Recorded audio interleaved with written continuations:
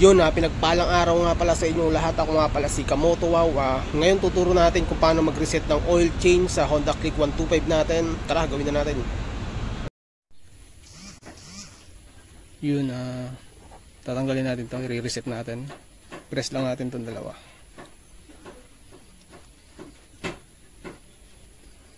Yan, makikita nyo nag-blink blink. Then select. Yan.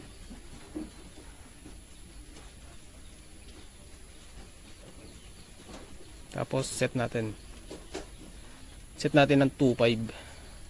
Kasi every 2.5 naman tayo nag-change oil. Yan. Then select. Yan, lalabas 3,000, 3,500, 4,000, 4,500, 5,000, 5,500, 6,000, 500, 1,000, 1,500, 2,000. Doon tayo sa 2,500. Then set na natin. Yun.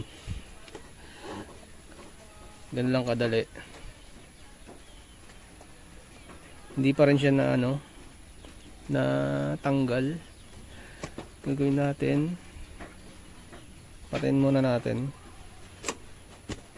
Yan, naka-off natin. Then buksan natin.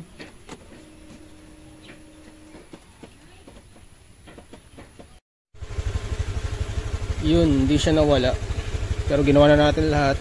Ang gagawin natin, may second option tayo. Off natin yung ignition.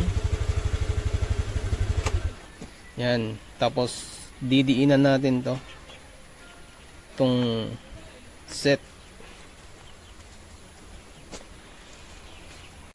I-on natin tong ignition. Gagamit tayo ng pinagbabawal na technique. Yan. Wala na. Yun, napakadaling technique lang. Second option natin, pag hindi nawala yung oil change niya sa indicator, ganun gagawin natin. Yan, hanggang dito na lang. Ako pala si Moto Wow, basta driver, sweet lover. Yeah.